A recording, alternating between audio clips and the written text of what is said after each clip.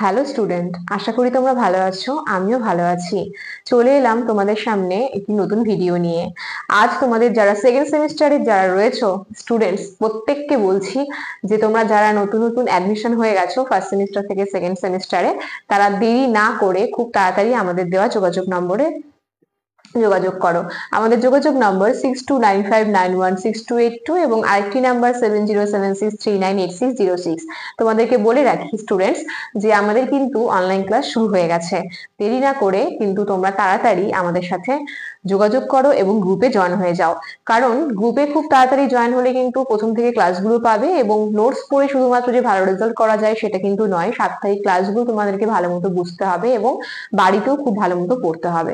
তাহলে চলো, আজ তোমাদের সেকেন্ড সেমিস্টার মেজর বেঙ্গলি যে প্রথম যে কোর্সটা রয়েছে সেখানে কোর্স 3-তে যেটা রয়েছে সেটা হচ্ছে বাংলা সাহিত্যের ইতিহাস। তো বাংলা সাহিত্যের ইতিহাসের যে বিস্তারিত আলোচনা, সেখানে প্রথমেই রয়েছে তোমাদের গদ্য প্রবন্ধ থেকে ফোর্ট উইলিয়াম কলেজ রয়েছে। তো সেখানে ফোর্ট উইলিয়াম কলেজ আলোচনা না করে তো গদ্যতে ঢুকতে পারবো না। তো গদ্য প্রবন্ধের কিন্তু প্রথমেই আমাদেরকে জানতে হবে যে গদ্যের বিকাশে বা গদ্য প্রবন্ধের ইতিহাসে ফোর্ট উইলিয়াম কলেজের ভূমিকাটা ঠিক কতটা। ঠিক আছে, তাহলে চলো জেনে নিই। দেখো, যখন ভারতে ব্রিটিশ শাসন জারি হলো এবং তখন কিন্তু আমরা দেখতে পারি যে লর্ড ওয়েলেসলি তিনি কিন্তু আমাদের গভর্নর জেনারেল ছিলেন।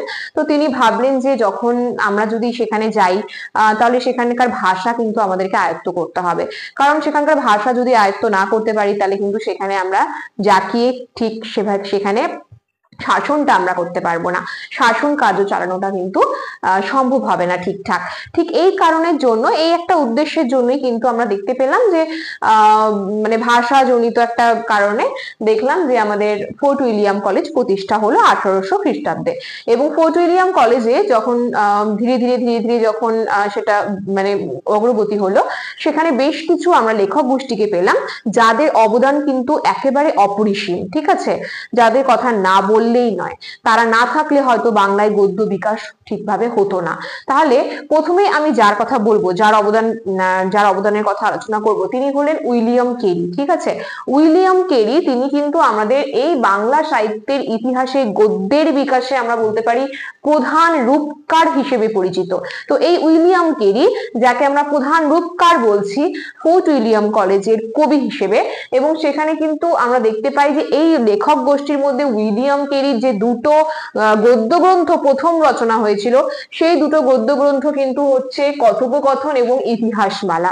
কথোপকথনের সাল দেখতে পাচ্ছ আমি লিখে দিয়েছি ব্র্যাকেটে, প্রকাশ সালগুলো। এগুলো খুব ভালো মতো তোমাদেরকে দেখতে হবে, খুব ভালো মতো জানতে হবে এবং মাথায় রাখতে হবে।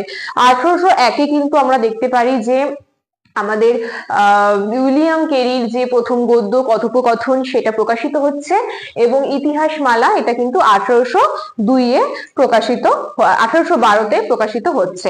এই দুটো হচ্ছে আমাদের উইলিয়াম কেরির গদ্য গ্রন্থ প্রথম।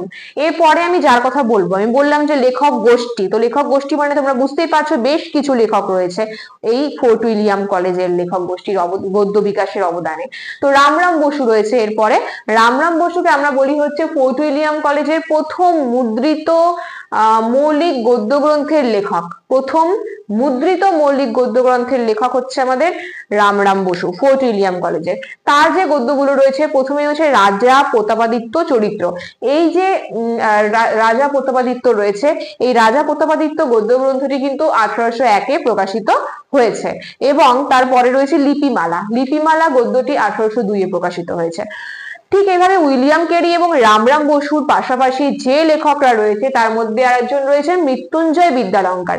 মৃত্যুঞ্জয় বিদ্যালঙ্কারকে আমরা বলতে পারি যে বাংলা সাহিত্যের ইতিহাসে ফোর্ট উইলিয়াম কলেজের গদ্য বিকাশের প্রধান একজন ব্যক্তি, অর্থাৎ প্রধান পণ্ডিত বলতে পারি। দেখো, মৃত্যুঞ্জয় বিদ্যালঙ্কারের যে গ্রন্থগুলো আছে তার মধ্যে উল্লেখযোগ্য হচ্ছে 32 সিংহাসন, যেটা 1802-এ প্রকাশিত হয়েছে, হিতোপদেশ যেটা 1808-এ প্রকাশিত হয়েছে, রাজাবলী যেটা 1808-এ প্রকাশিত হয়েছে। ঠিক আছে, এছাড়াও রয়েছে প্রবোধ চন্দ্রিকা। এরপরে দেখো আমি যার কথা বলবো গোলকনাথ শর্মা। গোলকনাথ শর্মার হিতোপদেশ গদ্য গ্রন্থটি, এই গদ্য গ্রন্থটি রয়েছে। এই গোলকনাথ শর্মা এবং তার পাশাপাশি তারিণী চরণ মিত্রের দি ওরিয়েন্টাল ফেবুলিস্ট, এইটা 1803-এ প্রকাশিত হয়েছে এই গদ্য গ্রন্থটি। এবং পাশাপাশি রাজীব লোচন মুখোপাধ্যায়ের লেখা মহারাজা কৃষ্ণচন্দ্র রায়স্য চরিত্রম, এটা ভালো মতো মনে রাখবে, সাল হচ্ছে 1805। এরপরে রয়েছে চণ্ডীচরণ মুন্সির তোতা ইতিহাস, এই গদ্য গ্রন্থটি 1805-এ প্রকাশিত হয়েছে।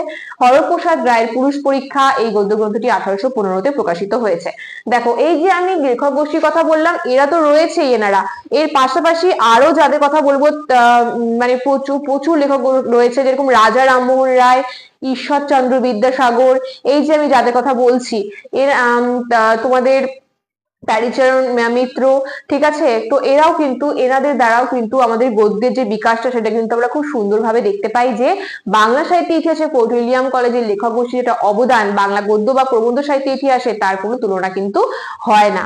তাহলে দেখো আজ আমি তোমাদের সামনে আলোচনা করলাম হচ্ছে কি বাংলার সাহিত্যের ইতিহাসে অর্থাৎ আধুনিক যুগের ইতিহাসে ফোর্ট উইলিয়াম কলেজের লেখক গোষ্ঠীর যে অবদান রয়েছে, সেটা কোন কোন লেখক গোষ্ঠীর মধ্যে কারা কারা রয়েছে, এবং এই ফোর্ট উইলিয়াম কলেজের যে প্রকাশকাল এবং সেখান কিভাবে এই কি উদ্দেশ্যে এই ফোর্ট উইলিয়াম কলেজ প্রতিষ্ঠা হয়েছিল সেটা নিয়ে আলোচনা করলাম। পরবর্তী ভিডিওতে থাকবে তোমাদের পরবর্তী যে টপিক গুলো রয়েছে, প্রত্যেকটা টপিক সাজিয়ে গুছিয়ে খুব সুন্দরভাবে তোমাদের সামনে সহজভাবে তুলে ধরার চেষ্টা করব। যারা আমার ক্লাস নিয়মিত দেখছো এবং যারা আমার ক্লাস দেখে এসেছো আগে, যারা আমার স্টুডেন্টস রয়েছে, তাদেরকে প্রত্যেককে জানাই জ্ঞানজ্যোতি কোচিং সেন্টারের তরফ থেকে অনেক অনেক শুভেচ্ছা এবং অভিনন্দন। তোমরা খুব তাড়াতাড়ি আমাদের সাথে যুক্ত হয়ে যাও এবং আমাদের অনলাইন ক্লাসেও কিন্তু তোমাদেরকে আমি আবারও ওয়েলকাম জানাচ্ছি। বেশ কিছুজন তোমরা অ্যাড হয়ে গেছো আমার সাথে, এবং যারা অ্যাড হওনি, যারা এখনো যুক্ত হওনি, তাদেরকে রিকোয়েস্ট করব প্রথম থেকে ক্লাসগুলোতে থাকো। আরেকবার আমি আমাদের নাম্বারটা বলে দিচ্ছি সেন্টারের, যেটাতে ফোন করে তোমরা তোমাদের কোর্স ফিস, কোর্স ডিউরেশন সম্পর্কে জেনে নিতে পারবে। আমাদের যোগাযোগ নাম্বার হচ্ছে 6295916282 এবং 7076398606, এই দুটো নাম্বারে তোমরা যোগাযোগ করবে। তাহলে চলো দেখা হচ্ছে নেক্সট ভিডিওতে আরো একটি নতুন ক্লাস নিয়ে। ততদিন অব্দি সুস্থ থাকো, ভালো থাকো, আমাদের সাথে থাকো এবং আমাদের চ্যানেলকে ভালোবেসে আমাদের এগিয়ে যেতে সাহায্য করো। ধন্যবাদ।